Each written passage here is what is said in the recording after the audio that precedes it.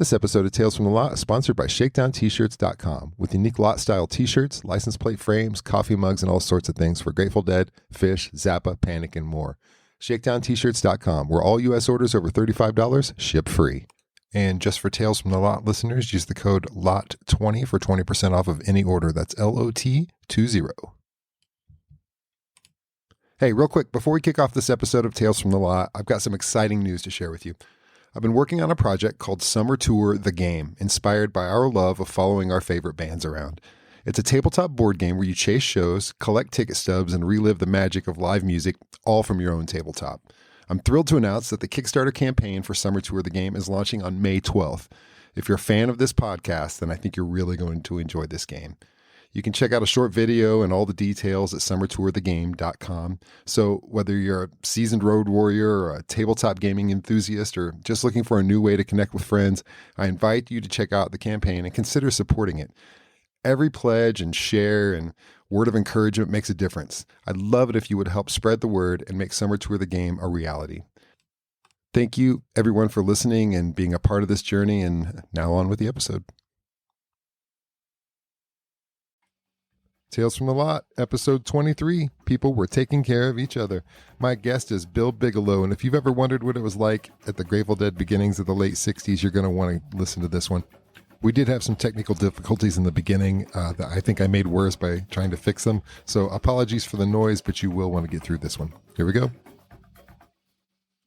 Hi, welcome to Tales from the Lot. This is Will. My guest today is Bill Bigelow from Portland, Oregon. How are you doing today, Bill? I'm good. Thanks, Will. Thanks for inviting me. For sure. And so you're in Oregon now, but you're saying you're from the Bay Area originally? Is that where you're kind of born and raised? I grew up in Marin and then lived all over the Bay. I lived in Berkeley for a spell. I lived in Kentfield. I lived next door to the New Riders of the Purple Sage on Hermit Lane in Kentfield when Garcia played pedal steel with them, and I lived up in Inverness Park in the Point Reyes area and Sleepy Hollow, so all over Marin. Oh wow, yes, that's a great area. Growing up, what were you into musically? Like, what were you listening to like through high school, and how did you find the Grateful Dead? Yeah, good question. I listened, I was in seventh grade when the Beatles sort of hit. And so I was a big Beatles fan. I went to the Beatles at the Cow Palace in 1964 when they first came to San Francisco. I still have my Welcome KEW Beatles little banner.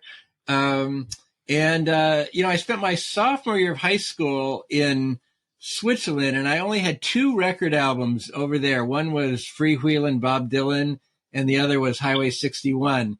So those were sort of, it was kind of Dylan was sort of my anchor music, and the Beatles. And then we got back in '67, just as everything was exploding in the Bay Area and the Fillmore and the Avalon, and so that was a great time to be in high school. Yeah, no doubt. Highway 61, particular favorite of mine. When did you first see the Dead, and how did you end up there? My very first concert, my friend Ned Leathers, I just want to give a plug to Ned, who is no longer living. But Ned just had such great musical taste and just sort of began taking me along. And I can't even believe that my mother let me go. But on May 15th, 1968, at the Carousel Ballroom at the corner of Market and Van Ness in San Francisco, later became the Fillmore West, the Hells Angels had a concert with Big Brother and the Holding Company as headliners and the Youngbloods and a little group called Rejoice. It was $1. It said no minors. I was like 16 or whatever I was then, but, they weren't checking IDs. And so I felt like, I had kind of discovered the meaning of life. I'd never seen anything like Janis Joplin and Big Brother before. And so Ned and I began going to concerts pretty much every week, every weekend, and sometimes more. And the Dead at that point, that was in the little sliver of time when the Dead and the Airplane and Quicksilver and Big Brother were running the Carousel Ballroom. And then Bill Graham had the original Fillmore over on Fillmore Street. And so I began seeing the Dead at the Carousel. And and they were uneven, I can remember one time going, and there might have been like maybe a couple hundred people there or so. And I remember turning to Ned and saying, God, I hope that they can get some enthusiasm up with so few people. And so those were before there was anything called Deadheads. Wow, that's some great bands to see at that time. It was an amazing time, and I don't know if you've talked on your show about Bill Graham, and you kind of had to love him and hate him, because he was a mean SOB, and he. But on the other hand, you knew that if at a Bill Graham organized concert, they were going to start on time. You were going to get three bands with doing a set each, and then they were all going to start again, and they were going to play at least until 2 a.m, if not more. And so in some ways it was a wonderful thing to have this kind of, I don't know what, this kind of a capitalist pig there running the Fillmore West. So, and Winterland, right. Ran Winterland too. You mentioned, if we have talked about him on the show, and it seems like the few times that he has come up, it's been in sort of like he was kind of a hard ass to whoever he was interacting with, He was a hard ass, but here's the deal. He loved the Grateful Dead. I mean, he had a love-hate relationship probably with the Grateful Dead because he was a quintessential businessman, and and the Dead were sort of they lived in opposite land, right? Right. But on the other hand, Bill Graham totally appreciated the Dead. One of my favorite quotes from Bill Graham about the Dead is that the Grateful Dead are not the best at what they do. They're the only ones who do what they do. And I think that just captured it perfectly, that, there was nobody like the Grateful Dead. And Bill Graham, I imagine that the Dead played for Bill Graham, as much as they played for anybody, and so, but yes, he was a problematic fellow. So did you keep seeing the Dead all through their history? So my first Dead concerts were in '68.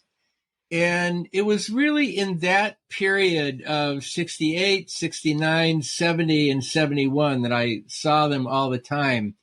I think that my last Dead concert was in Eugene at Autzen Stadium in '87 when they were touring with Bob Dylan. And it was a whole different scene, when they became so big that they were playing stadiums. And for me, that was kind of, not my Grateful Dead experience. And so, I mean, the music stayed great, but the experience was not kind of the intimacy that I grew up with. And that was sort of post Touch of Grey too. So. Yeah. But one of the great things about being in the Bay Area was that Jerry Garcia, I mean, he just played all the time, and it was just no big deal to go see Garcia. I mean, you could just kind of, you could be sitting around, dinner and say, oh, hey, let's go to Garcia tonight, and see, where's he playing? And oh, he's at the Matrix, or oh, he's at the Keystone Berkeley, and and just go over and. And it wasn't, again, he wasn't the big kind of, rock and roll god that he became, Yeah, he certainly did become that. What are some of the standout ones that you saw from that 68 to 71 era? It was in January of 71. And, we decided to go over to Keystone Berkeley and see Garcia and with Merle Saunders. And, Keystone Berkeley was just kind of a little hole in the wall. It was there on University Avenue, and it wasn't like a big, huge, venue. It wasn't like the Fillmore or Winterland or anything like that. And we didn't know how long it took to drive from, Point Reyes and Inverness where we were. And so we left. We got there early. And when we got there, there was kind of, really nobody there. And they took our money or whatever. We just walked in, and there was nobody in there except for the Grateful Dead. The entire Grateful Dead was there with Merle Saunders on stage, just kind of rehearsing, doing a sound check or whatever. And so, we weren't even 21, but we got a pitcher of beer. We got this little table. We sat in the front row and just kind of kicked back and listened to the Grateful Dead play to us. And so that was a wonderful experience. Yeah, that's amazing.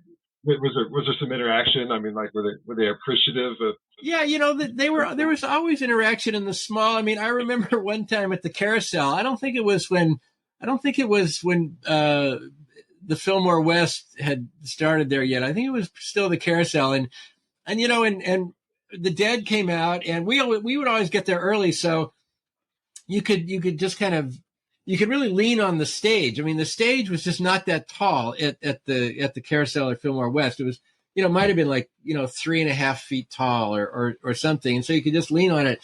And Bobby Weir came out with a plate of tuna fish sandwiches for us to just sort of pass these little tuna fish sandwiches. And I was like, okay, that's cool. And, as I was thinking about stories, one of the kind of the I don't know if you want to call it bittersweet, but contradictory stories. So I went one night. It was sort of a famous concert now, I think. It was May 29th, 1971. It was at Winterland. And a whole bunch of us went. And during the concert, they passed out all this punch and, juice or whatever, fruit juice. Mm-hmm. And it was all laced with acid. And I kind of had a sense that it was going to be, and I didn't have any. But everybody had a lot. And, some people say that it was the Dead who had done this. Other people say, oh, no, the Dead would never dose anybody like that. But I think, of course, they would. But it was, a lot of people were taken to the hospital. And one of the women who I was there with, she had way too much. She spun around and she just fell on the concrete, chipped her tooth. But one of the things about Bill Graham and those concerts, he had these rent-a-cops. And, today you think about these kind of bully rent-a-cops, and these were sort of rent-a-cops who, they had seen it all. And so this one guy, he must have been like 250 or 300 pounds, rent-a-cop. And this woman that I was with, everybody was just really acting crazy. They were screaming. And he went up to her and he put his arms around her and he said, sweetheart, everybody loves you. Everything's going to be okay.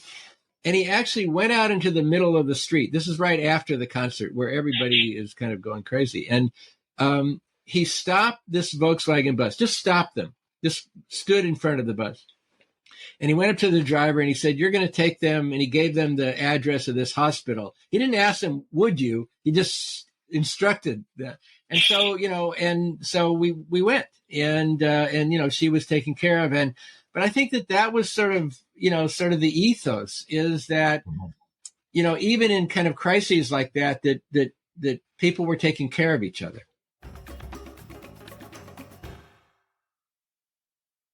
Hey there, wanderers of the open road. I invite you to say goodbye to the dull and hello to the dazzling with Golden Road GPS navigation, the ultimate guide to scenic, colorful, and spiritually uplifting routes. Have you ever been cruising down the highway, chasing the sunset and the next adventure, when suddenly you found yourself at a crossroads, unsure which path to take? Crap, I have no idea where I am. I just want to get to the concert on time. Fear not, fellow traveler. Golden Road. Navigation has got your back. With Golden Road, you'll embark on a journey like no other, guided by the voices of Bob Weir.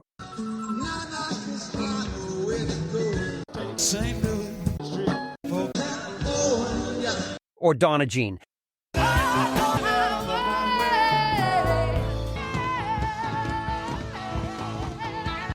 And coming soon, get ready to be serenaded by the one and only John Mayer. His voice may not guide you perfectly, but hey, at least it'll be entertaining. So why settle for ordinary navigation when you can take the scenic route with Golden Road GPS navigation?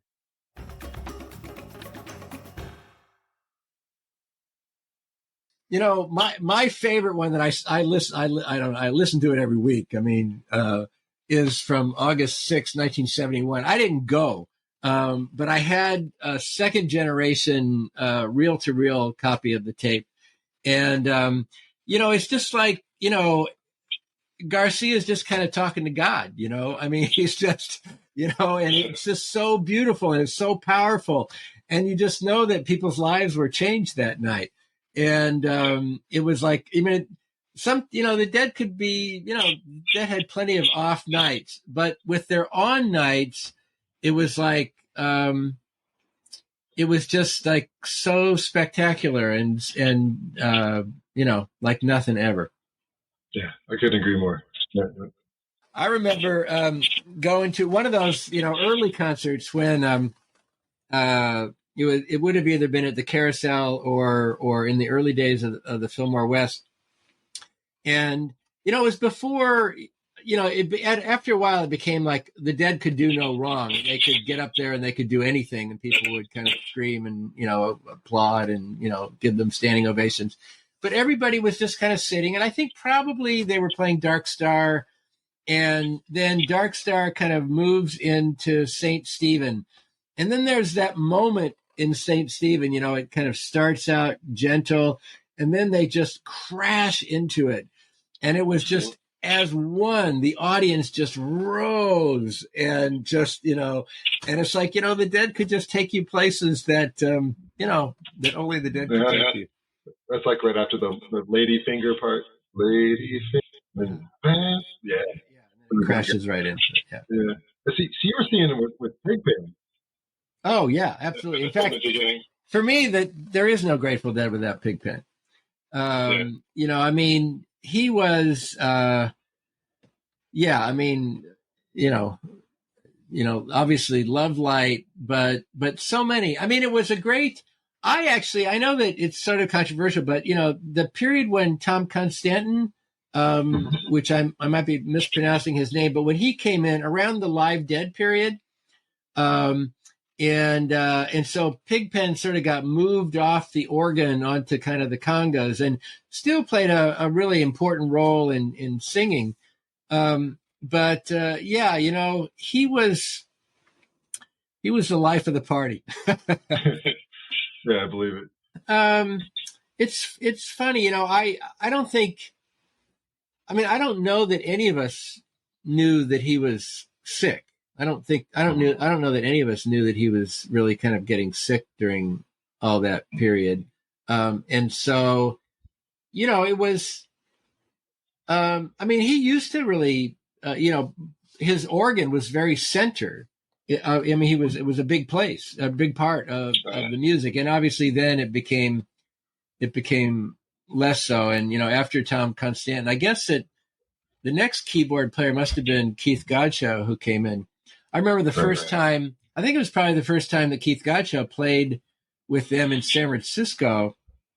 We went to the Harding Theater, and there's a video or a CD of it now. You know that, well, there's CDs of everything now, I guess. But so the Harding Theater was not a usual music venue. It was this kind of, you know, sort of movie theater, I guess, on Divisadero in San Francisco, and so it was. It would have been November of 1971. And so I think that Keith Godchaux began playing with them just a brief period before that. But it was interesting because I liked him, but the Dead at that, it was kind of like he slowed them down a little bit. That it was almost like he was sort of having to still learn the songs at that point. There's a lot of songs. That was before, there were a lot of songs, right? A lot of songs, yeah. But that was before Donna began singing with them. Did you consider going to the Wonderland shows in '74, the farewell shows or whatever?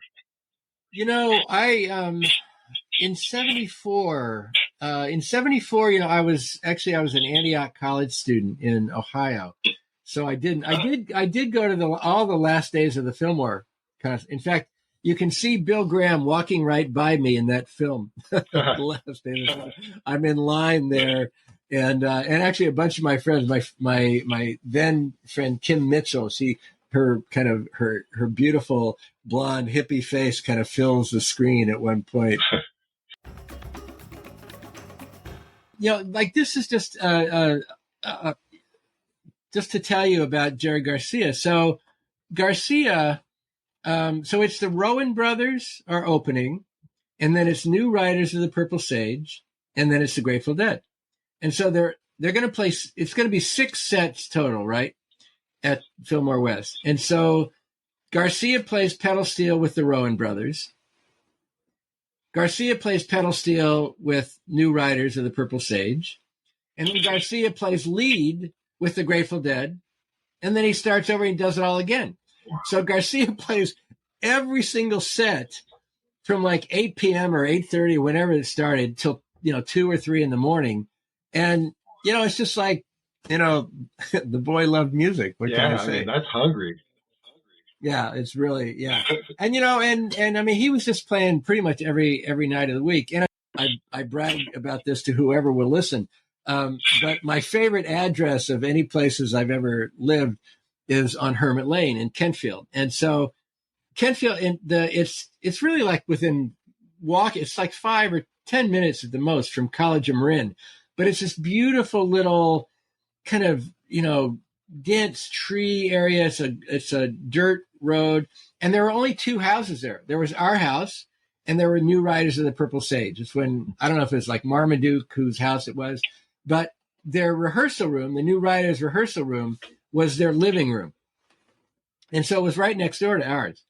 And my room kind of was on that side of the house. So I could literally lie on my bed and just kind of hang out there and listen to Jerry's pedal steel come in through my window.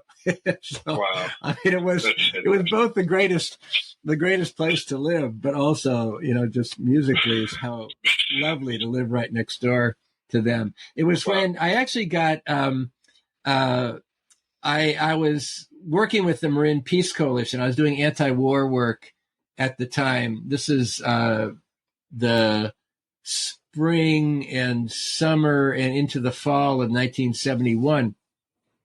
And so I went next door, knocked on the door, and asked them if they would do a benefit for the Marin Peace Coalition and this Marin County People's Food Co-op that we were organizing as sort of an alternative to the capitalist Safeway and other food stores. And they said, yeah, sure. And go to our office and here's our manager is Sam Cutler, and talk to Sam and he'll set it up and tell him that we said yes.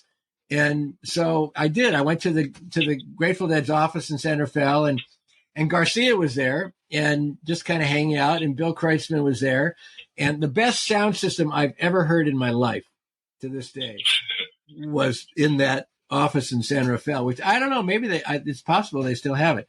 But, and so, we met with Sam Cutler and set it up and worked on the dates and got it all arranged. And ultimately they said that they had a conflict and they backed out of it. But, anyway, it was my moment in the Grateful Dead's inner sanctum. That's a great moment. It was a great moment. And also it was a cool moment, because it was just kind of Jerry and me just kind of sitting in the office, and he's opening his mail and, these checks, whatever it was, $200 from the Keystone, Berkeley or whatever, but they were playing the Dead. I mean, they were playing their own stuff in there, and it was just it was so crisp that you really couldn't tell that they weren't right there playing it. I mean, I've never heard a sound system that good before. They were always changing, and you see a film like Grateful Dog, the Jerry and David Grisman, and they just loved all music. I mean, they loved bluegrass, they loved blues, they loved country and western, and the other thing, and it was definitely true of the Dead. I mean, they weren't trying, they weren't like pedagogues, they weren't like trying to educate their listeners, but in some ways they were giving us all a course in the history of American music. And in some ways Bill Graham was the same. Bill Graham, he knew, like I can remember going to see The Who, and I saw The Who 3 nights in a row, and Bill Graham had Woody Herman's big band with them. And, and you still have hearing. Well, barely, yeah. No, we were sitting right in front with The Who too, and we'd go to see. I can remember going to see The Airplane, and Bill Graham had Mongo Santa Maria, and the first and only time I went to the original Fillmore back in it would have been late May of '68. So it was the Yardbirds with, I guess, would Jeff Beck have been playing lead or Jimmy Page? I think it was Jimmy Page. Your viewers can check me out there. But anyway, so it was, It's a Beautiful Day, and they played. But Cecil Taylor was the opening. Now Cecil Taylor, nobody, I can guarantee you, nobody other than people who were coming to see Cecil Taylor. This is avant-garde. This is like crazy jazz. And Bill Graham did that all the time. He had these old blues guys who he would, bring on to play with. He knew that, the Dead or the Airplane or the Who or Led Zeppelin or whoever was going to fill the place. So he could be an educator past that point. And he was. He had very diverse, Pentangle, I mean, the hippies weren't going to go to see Pentangle. I mean, I wasn't. I'll just speak for myself. I wasn't going to go see Pentangle, but I was delighted to be able to be educated in that kind of way. Yeah, I don't know Pentangle or Cecil Taylor. I had to write him down. Oh look up Cecil Taylor and Pentangle, and a lot of those, like Bert Jansch and who did he play with? But a lot of those really brilliant British acoustic guitar players who, the Garcias and the Claptons and all those people were listening to them and learning from them. And Bill Graham was kind of bringing them on to open. Yeah. Did you ever catch Miles? Miles Davis? Yeah. Here's it. I didn't, and I could have, and no, there was, there were, I didn't, the people I didn't see when I could have, I didn't go to BB King, I didn't go to Albert King, I was a little, I started going just after Otis Redding. Bill Graham went all the way to Georgia to bring Otis Redding up to play in the Fillmore, and but that's another thing too. He was, he would go out of his way to try and expand the kind of the musical taste of the people who were those audiences. But also he was being educated by this is interesting that people like Michael Bloomfield and Nick Gravenitis, and even what's his name? Steve Miller, these Chicago blues people who ultimately came and settled in the Bay Area. Bill Graham would go to them and say, well, who who do I bring? Well, you bring Magic Sam, you bring James Cotton, you bring all these guys. And so Bill Graham just did that. And he let these folks kind of be their tutors. And I remember one of my favorite concerts was the very opening of the Fillmore West. It was July 1968. And it was, the headliner was Paul Butterfield. And Paul Butterfield Blues Band. It was after Bloomfield had left. And then the second band was a group I had never heard of called 10 Years After. And then the opening was this group called Truth. And I'd never heard of Truth, but then there was a substitute band that I'd also never heard of, a little band from Great Britain called Fleetwood Mac.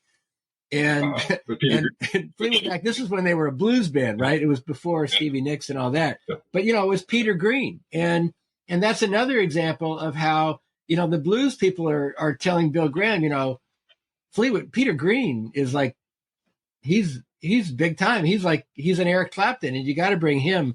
And none of us had ever heard of him. But so again, that sort of that educative role that Bill Graham was playing. Yeah. Yeah. And, all those seeds that got planted, I mean, obviously all over the country, but, in the Bay Area. Now talking about Bill Graham, the Rolling Stones should have listened to Bill Graham. That, that they wanted to do the free concert at Altamont in December of 1969. And Bill Graham didn't want any part of it. This is just not well planned. I'm not going to be part of this. The Dead, not to their credit, were going to be part of it in the airplane. And, and actually, the story gets told in different ways, but it may have been the airplane who suggested that Hell's Angels do security for the concert. But I went. I was going to school in Stockton, so it was just a short way away from the Altamont Speedway, and so Santana played, and the airplane played, and Flying Burrito Brothers. Who else? And the Dead were supposed to play, but the Dead just kind of walked away from it, and then after the airplane played, that was when the Stones, they waited and waited and waited and waited, and they wanted it to get dark so that their lights would, and people had been there. I mean, we'd been there since like 6 or 7 in the morning, I think. And it was just a disaster waiting to happen. And it happened big time. So I was just thinking about that when you were talking about the 3 bands, 2 sets each. That's a long time, not only for the bands, but for the people that are watching. Also, good point. And also, I don't know if so neither Winterland nor, Fillmore West, they didn't have seats. Yeah. It wasn't like Fillmore East. Fillmore East had seats, I understand. I've never been to the Fillmore East, but we didn't have any seats. It was all, you sat on the hard dance floor. On the beer floor. Well, whatever. Yeah. Yeah. And so, you would kind of rush in and you'd kind of get your seat. But then you would sit, first set, second set, third set, fourth set, all the way through the evening. But it was what we were young and we were willing to whatever it was. And I think it was $2.50 to get in. I think to the Carousel. I think, and I think Bill Graham might have raised it to $3 or even $3.50. I can't remember, but it still was really reasonable. But the thing about it was just I thought that every place in the country, that this was going on at the time. I didn't, and because not only did we have the Fillmore, and then if it was a big band like say Led Zeppelin would move over to Winterland for the weekend, but there was also the Avalon, and there were other there were places in Marin County, and there was still the Matrix. I saw Garcia there once at the Matrix, which there's a couple of wonderful Grace Slick and the Great Society albums recorded at the Matrix before she joined the Airplane. But anyway. You didn't realize you were living in such a cultural and political mecca at the time? I did a little bit, but I did think it was more widespread. I mean, I knew that it wasn't going on in Wyoming, let's say. Still not. But, and, you know, and I went down in the summer of 68. I went down to LA to spend time with my good friend Jim Green. And Jim was a year younger, but we went to the Whiskey A Go-Go to see Eric Burdon and the Animals. And it was a whole different scene. You know, it was like, you know, it was like a 2-drink minimum or whatever. And then we went to the Santa Monica Civic Auditorium to see The Who. And that too was a different scene because, you know, there were seats. You could sit in a chair and watch them, which was, you know, for better or for worse. So, well, it was a wonderful time to be there. And, yeah.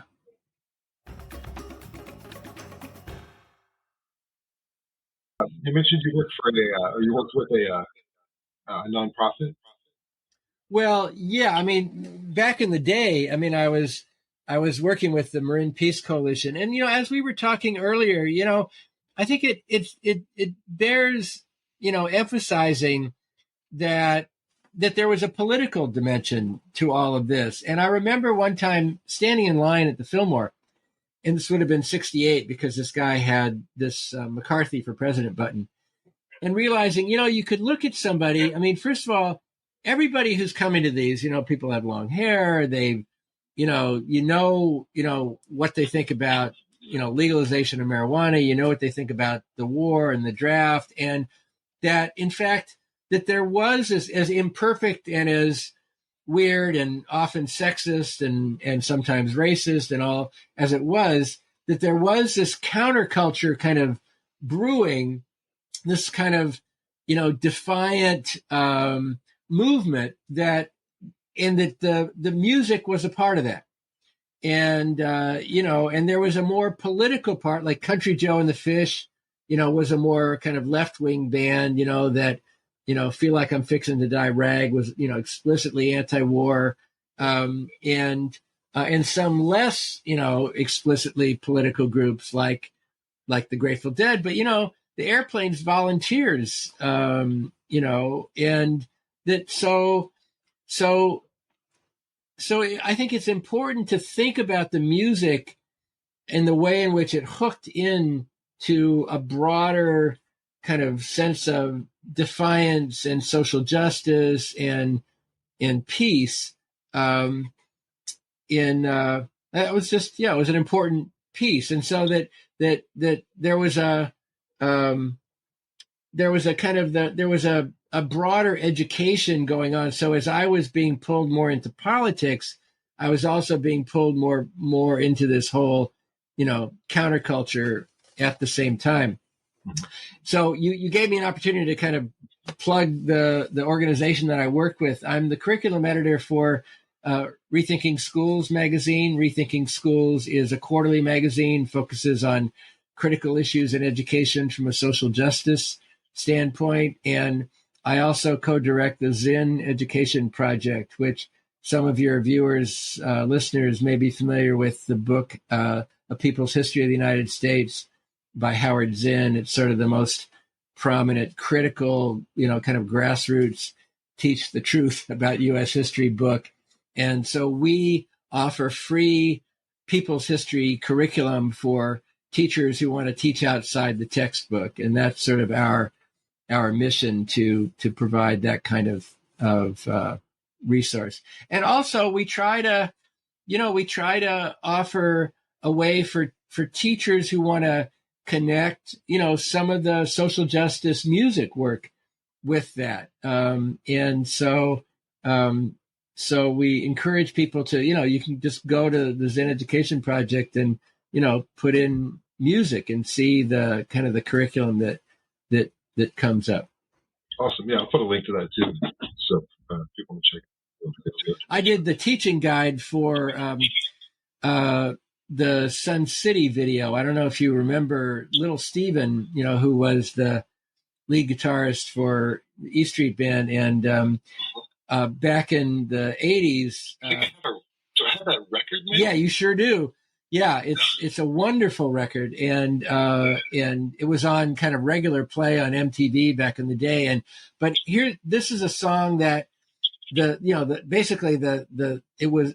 I'm not going to play Sun City because during apartheid in South Africa, the white regime was trying to lure musicians the same way that Israel is trying to lure musicians to offer legitimacy today, that the white South Africans were trying to lure, famous acts. Rod Stewart played there, Tina Turner played there. And so Little Steven and got this song together and got people to agree to be part of this music video. I'm not going to play Sun City. And with Bob Dylan and Lou Reed and Run DMC and Africa Bambaataa and Ringo and Keith Richards and Bono, and it was just it was an amazing thing. And after that, by and large, nobody did play Sun City because basically the whole progressive music movement said no, this is not a cool thing. We don't offer Miles Davis was part of that. We don't want to, lend our support to apartheid in South Africa. And, and if you're listeners and viewers, go back and look at that. I mean, Miles Davis is on it, and it's a whole album too. And I think Bono has a song on it. It's possible that Keith Richards has a song on it. But it was, it was really, it was produced by, by Little Steven Van Zandt, who did so many, great things during that period. And of course, Bruce Springsteen is part of that Sun City piece too. Yeah. Bonnie Raitt, don't want to forget Bonnie Raitt. She's on there. Jackson Browne, and she's another one. We were talking about kind of the educative role of musicians, and Bonnie Raitt really, she lifted up so many African-American blues people. And, just said, okay, you like me, you love what you listen to me, let's listen to these other people too, let's listen to John Lee Hooker, and so she was always about kind of honoring, where the music came from. Right. So obviously you've got great taste in music. So what's something you found lately that's struck you as something that the listeners should go out and check out? Well, I'll tell you one. Bombino. So I don't know if you've heard Bombino. So Bombino is from North Africa, and I think of Bombino as like the Jimi Hendrix of North Africa. And so Bombino, well, actually, I was going to go to the Blues Festival because I wanted to see Los Lobos. They were headlining this one evening, and Los Lonely Boys, and Bombino was sandwiched in between. And I got a detached retina. I don't know.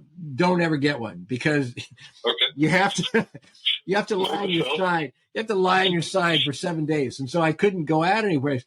But KBOO Radio, give a little shout out to KBOO Radio in Portland. They had the whole blues festival live. And so I was listening to Bombino. And I thought, what the hell is this? This is like music I'd never heard before. And so it's like sort of traditional North African sound, but it's just, but it's got, deep blues, and, just rock and roll too. And so, yeah. So listen to Bombino. All right. I'll check it out for sure. Bill Bigelow, thank you so much for joining me. Oh, thank you. Thank you, Will, for having me. It's been a pleasure.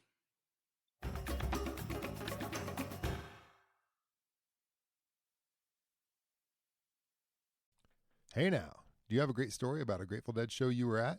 I'd love to hear it and maybe have you on the podcast.